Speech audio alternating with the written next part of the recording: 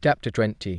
Mark saw determination in Saul's eyes, though he couldn't understand how a newcomer who had just become an apprentice could make up his mind about body modification the very next day.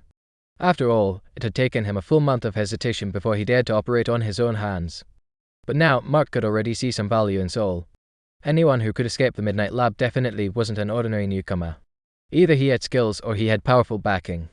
You can copy it first. This book is written in a straightforward manner. If, after reading it, you still want to study in more depth, come find me in the lab. I'll be here for the entire month.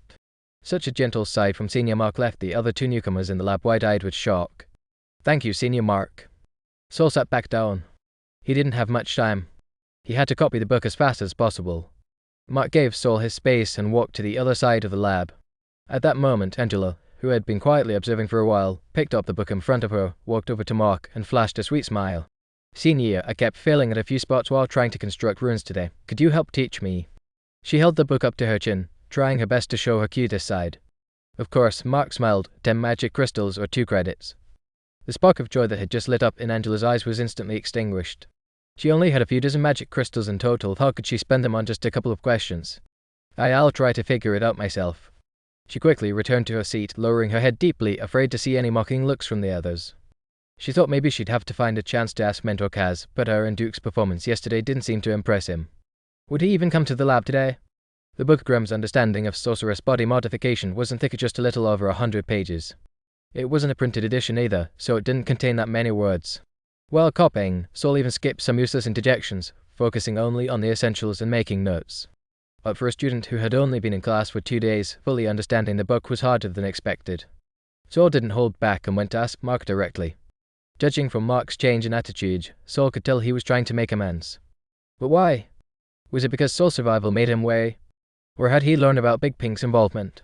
Either way, Saul wasn't going to miss this chance to reap some rewards. With Mark helping summarize key points, Saul's copying speed increased greatly. He was confident he could finish copying all the important content before noon the next day. That would make the 2 magic crystals well spent. Mentor Kaz arrived again after 3:30 p.m. But he had a deeply furrowed brow, seemingly troubled by something difficult. When Duke tried to approach him with a question, Kaz brushed him aside without a word. Only then did the 2 newcomers understand why other apprentices didn't come to the lab for help. That patient teaching on the first day had just been a deceptive prelude. Once he stepped in, he immediately showed his true cold self. Duke couldn't regain his sense of superiority over Saul.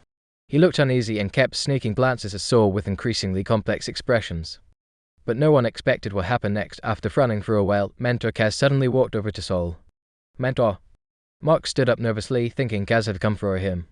But Kaz stopped right in front of Saul. Come with me. Saul was startled, then delighted. Yesterday, Duke and Angela had been taken away, while he was left behind, essentially abandoned by the mentor. But today, Kaz had suddenly remembered him. What changed his mind? Saul quickly gathered his books and quietly followed Kaz. They followed the slope down the east tower. Occasionally, when they passed other apprentices, they all stepped aside and bowed their heads respectfully. As a new apprentice, Saul had never been to the lower floors of the east tower. He only knew that the lower levels of the west tower housed the butlers and servants. The lowest floor there was a garbage dump. When Saul swept the hallways, he used to bring the trash to a storage room where others would collect and dispose of it. He had never gone to the dump himself, so he didn't know what it was like. He had only heard that the servants who went down there were all old-timers, strange folks who barely spoke to others. The lower they went, the dimmer the lights in the hallway grew. Saul kept his head down close behind Kaz, not daring to look around. But in his mind, he counted the floors. 9, 8, 7. Duru. As he counted down to 2, Kaz suddenly turned and led him into that floor. At the entrance stood a man who looked over 200 pounds, slouched against the wall, unmoving. He blocked most of the hallway. Kaz led Saul through the remaining space. The big man didn't react at all. A few steps in, there was a red wooden door.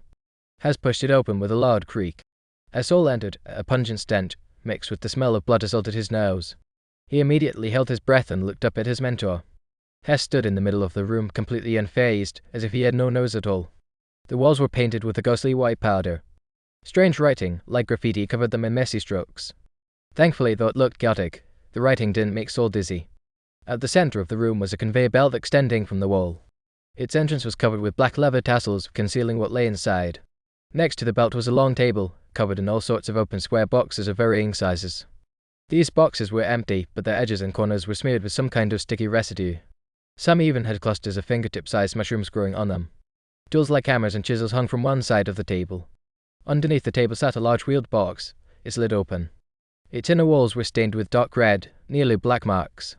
That box seemed to be the source of the room's stench and blood odor. Near the back wall was another table and 2 chairs, one of which was casually pulled out. Books and loose sheets of paper were piled on the table, along with a folding pen holder and pens scattered on the floor. The first and second floors of the East Tower are where we store bodies. This is the second floor. Bodies? Saul's lips tightened. Suddenly everything he had seen in the room clicked together. If you can handle the work here, you'll earn 3 credits per month. Saul looked up sharply. The apprentice handbook said that 1 credit could be exchanged for 10 magic crystals. But credits had far more uses, and the reverse wasn't true. 10 magic crystals couldn't buy 1 credit. Saul almost couldn't hold it in. I want it, I can do it. Was about to burst out of his mouth. But then he remembered Angela and Duke from yesterday. Had they been brought here too? And then sent back to the lab because they didn't meet the mentor standards? What would you like me to do? Saul asked, trying to sound calm and obedient. Process mutated corpses, Kaz replied as he pulled a lever next to the conveyor belt. The belt started to move. Soon, a fresh corpse broke through the leather tassels and rolled out before them. Saul had expected corpse-related work, but the sight of a real body still drained the color from his face, making him take 2 steps back. The body was tied to the belt and covered with a black leather sheet. Its face was intact and visible. Saul recognized it immediately. It was the very same new apprentice Kelly had mentioned, the one who had his leg shredded and buried in the flower bed yesterday.